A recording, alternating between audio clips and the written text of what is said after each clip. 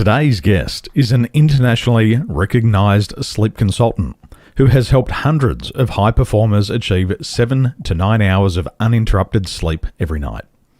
Today he's going to share with you new insights, ideas and information to achieve sleep nirvana.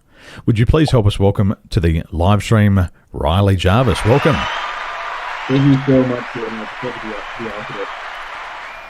Mate, my pleasure. This is a very important topic, and as a father of two, I don't think I've slept correctly for 10 years. Babies roll over. Even my son last night, he jumped into bed with me and he's got his feet up on my back and he's pushing me right up against the wall. Oh, wow. That's now, if you're a parent, if you're an executive, if you're a business owner, you'll understand sleep deprivation. So you were in finance previous to this career, and you'd been working 12 to 18 hours a day. You were smashing back the black coffees, and then your energy levels, your focus, and your creativity started to plummet.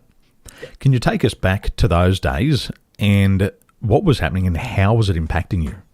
Absolutely. So yeah, just like you said, in working investment banking, it's really a dog-eat-dog world, and working those 12 to 18 hours. And there's 10 people that will gladly replace your role. So you have to be on peak mental and physical performance every single day long. And one thing I noticed was, the time I was in my early 20s, this was probably about 10 years ago. And, for this first 6 months, I was doing well. Everything was okay. Prior to that in school, university, college, I had good grades, high achiever, everything else. But, 6 months into the role, everything just started to deteriorate, like creativity. I was starting to lose weight. I was getting excessive brain fog all the time. I was having like 4 to 5 coffees a day, and it still wasn't doing anything for me. And so I was basically forced to quit my job. And it was at that point that I saw a bunch of doctors, at least 12 specialists. Turns out I had Crohn's disease, which is basically an inflammatory disease of the bowels. And it was causing me a lot of these things. But the side effects from the medication that were giving me were actually making me feel worse. So it was at this point, I was bedridden, really couldn't get out of bed. And, I probably went into about 50K worth of debt. I just fell into this deep depression, isolated myself from my social circle. I just didn't know what was going on with me. I mean, somebody that age should be, firing all cylinders, like I said. So it was at this point I took health into my own hands. And so I researched for, 5 to 6 hours a day for probably a few years. And I make a joke with people, I probably have a PhD indirectly in some of these things, but, was spending tens of thousands of dollars on other doctors, masterminds, people I was collaborating with to try and figure out what was happening in the biology. And it felt like I unlocked the code. And, it was interesting because 1 month I would try supplements, 1 month I would try exercise, 1 month I would try diet. But when I got to that sleep month, it was really interesting because all of a sudden when sleep started to get better, now my weight improved, the brain fog suddenly kind of went away. All the blood test markers were slowly starting to improve at the same time. And I thought, I think I'm really onto something here. So the more I kind of dove into it, everything just got better to the point where Crohn's went into 100% complete remission, and doctors didn't really know why. And I kind of realized when I gave my body the right inputs, it really has an inner healing mechanism to give you the right outputs and everything like that. And people are probably wondering, well, I don't have Crohn's disease. And I just want to show as an example of a disease state what sleep can do. Because for most of us, we're just sleep deprived. We want better performance, relationships, productivity, and everything that comes along with that. So, I kind of, all that knowledge I had through sleep, got a ton of certifications, throughout the years, for their education, helping friends of friends, kind of made a local name for myself. And then it went international. Sleep's an important thing. We're going to spend a third of our life sleeping, but it doesn't presuppose it's good sleep. And just because we sleep every night doesn't mean we're good at it. It's like I ask my friends, are you a good driver? And they'll say, yeah, I'm a good driver. And I say, how do you judge your ability to be a good driver? And they say, well, I haven't had an accident. So you base your ability to drive by not having an accident. Do you practice driving? Oh, why would I do that? I drive every day. Well, if you're driving every day and you've got bad habits, you're going to reinforce those bad habits. Absolutely. I also feel that a lot of people don't plan for sleep. Sometimes it was during the Johnny Depp and Amber Heard trial. There I am, blue light in my face, hiding in the corner at 4 a.m. in the morning. And then I said to myself, I got to sleep, like as if I don't do it every day of my life. Yeah. It's crazy. It's one area. Yeah. Sorry, go ahead. The impact is huge. A couple of statistics. 30 billion pounds a year is lost in the UK because of sleep deprivation. 200,000 working days are lost in the UK every year because of insufficient sleep. It also mentioned these reports, 1 in 3 people in the United Kingdom are affected by sleep insomnia. If you've got less than 6 hours of sleep, you've got a 13% higher mortality rate. If you've got less than 7 hours of sleep, you're 30% more likely to be obese. And with exactly what you've said here, the research backs it up and it says better sleep is the biggest single contributor to living better. So if we know all this and we've tried all the Band-Aid solutions, there's got to be a root cause of bad sleep. So through your research and your discoveries, what is the root cause of poor quality sleep? Yeah, it's a really interesting question. Through self-reports that people say 60% of sleep issues are related to overthinking. Now, this is just people self-assessing, and that's usually, it's the most evident, like, oh, my mind's racing, I can't get to sleep, or I wake up in the middle of the night and I can't get back to sleep because it comes that, rabbit hole. You're thinking about the thinking, and, whether it's you go to the bathroom, you wake up, you're having nightmares, whatever that case is, those are kind of the obvious ones to most people. But, when we're not sleeping well, it really comes down to the hidden stressors inside of the body. So what I like to do is identify those hidden stressors inside the body. And then once we can remove those hidden stressors, it's almost as if, our RAM before with all these stressors that were happening, both external and internal, everybody has a stress bucket. The scientific term is called allostatic load. And, if our stress bucket is overfilling with all these different stressors, so, maybe it's stuff inside of our mind, people can think of emails, deadlines, relationships, arguments, that kind of thing. But the internal ones is really where I like to focus. And this can be things, for example, like our hormones. It can be our blood sugar, and it's usually overall inflammation inside the body. And if we can reduce these things as much as possible, our body, instead of in this fight or flight, catabolic breaking down state, it's actually in an anabolic state where it's building up and it's actually restoring us on all levels. And a lot of people are just, they have so many fires in their body that are constantly just trying to be put out, opposed to, restoring the body. Instead of just going from like -1 to 0, we're going from 0 to +1 to +2 to +3 and beyond. And that's really where a lot of that can come from. So, where I really like to focus is, okay, where does this blood sugar inflammation and, all these different hidden stressors inside of our body come from? And a lot of that can happen from a lot of things. It could be potentially our body's toxic load. It could be from, potentially inside of our gut with leaky gut.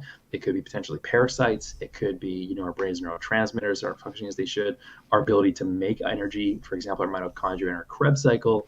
And there's just all these indicators that we can look at, of course, as well as genetics.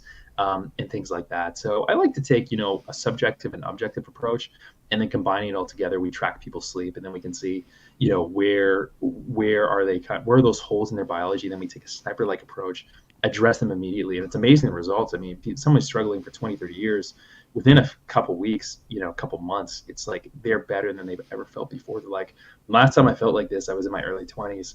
And it's just because we give our bodies that right input. I mean, I truly believe that our body, no matter who we are, has a unique ability to heal. We just have to stop getting in our own way. So it's not so much what we add in, it's what we remove. And so once we remove everything and have a blank slate, then we can start adding things back in. The analogy I like to give is, when you plant, when you're planting seeds in the garden, you want to remove the weeds before you plant the seeds. And so if we're trying to add in all these new things, all these new seeds, in a garden full of weeds, it's just going to become this entangled mess. So we kind of do it in a systematic way.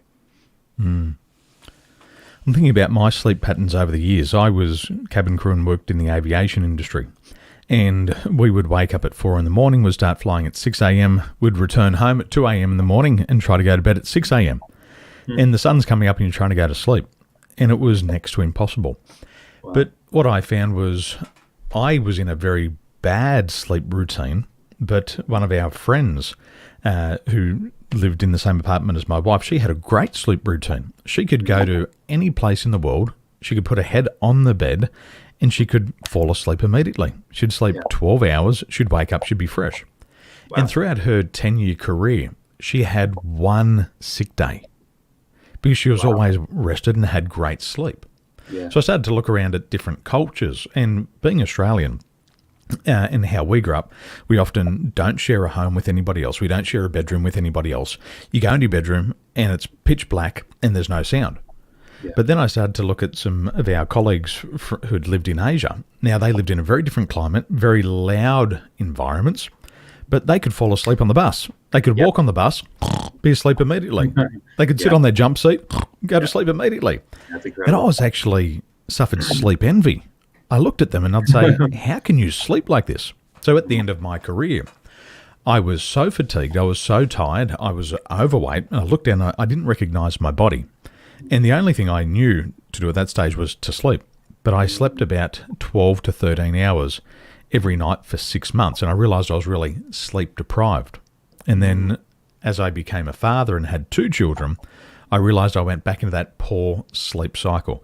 Interrupted sleep, no pattern. Yeah. And it got me thinking, sleep's one of the most important things we do. We do it every single day. Yeah. But I've never had a conversation with my family, my mother, my father, an uncle, an auntie, grandfather, grandmother, on how to sleep correctly. Yeah, it's Maybe, crazy. imagine that. We do it every day and, it just comes naturally. Bad sleep comes naturally, I betcha. So in your opinion, why is sleep important? Why is it important? And I was asked the exact same question 2 nights ago. Why is sleep important? You're the expert. Yeah, it's a really good question, and funny enough, that's a question I get asked by most people because we like to see sleep as this thing and that the liability and a burden, where it's I work with a lot of high performers, CEOs, where every hour counts, and for them, sleep is something where we're unconscious. Like, why would I sleep more when I can be conscious, awake, and be getting things done? Like, would that make more sense? But actually, the inverse is true. Is think about that deep work, that focus, the creativity that we can have, or decision making that could really alter the course of that year. And I've seen it time and time again of just tripling productivity, doubling business revenue, and just all these different things that go into it. But sleep is extremely important because it's really our rest and it's that rest that our body needs, and we're all going to sleep anyway. And so you can follow a complex diet that's very difficult. You can go to the gym and do an intense workout routine. But if we're all sleeping anyway, if we can just make a couple of personalized tweaks for us, and most of the time it's not that complex, we can just feel so much better in terms of our relationships because now our emotional intelligence is better. Maybe that's with our loved one, with our kids, our spouse, but maybe even colleagues. Like if you're a leader and I work with a lot of CEOs who just losing on employees, now work culture is affected. Could just be morale. Like if you just have massive bags under your eyes, which, by the way, working investment banking at the time, I mean, everybody was like that. Looking back, it was crazy, that environment. But all those different things can really ultimately impact us. And ultimately with this, like you were saying with some of those stats in the UK, longevity is the biggest one. So if we're not going to be sleeping, like we increase the rate of Alzheimer's by drastic margin.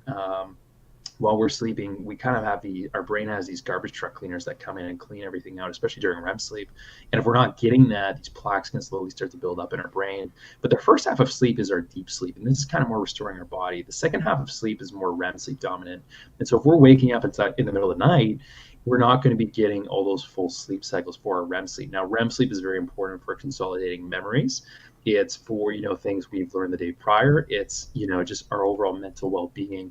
And if we do wake up feeling groggy, it's probably a good chance we didn't get as optimal REM sleep. Deep sleep is usually pretty easy for most people. It's a REM sleep where we want about an hour and a half to 2 hours each night.